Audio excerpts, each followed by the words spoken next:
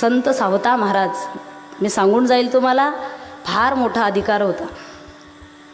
सकल संत मांदियाळी पंढरपूरला जातात.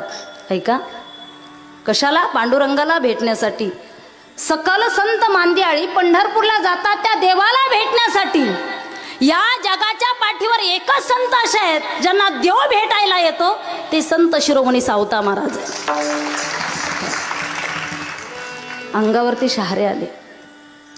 60वीला दाता त्रैलोक्याचा, जगाचा मालक आपल्या हृदयामध्ये साठवून ठेवण्याची ज्यांची ताकद आहे ते सावता महाराज आहेत. ते सावता महाराज.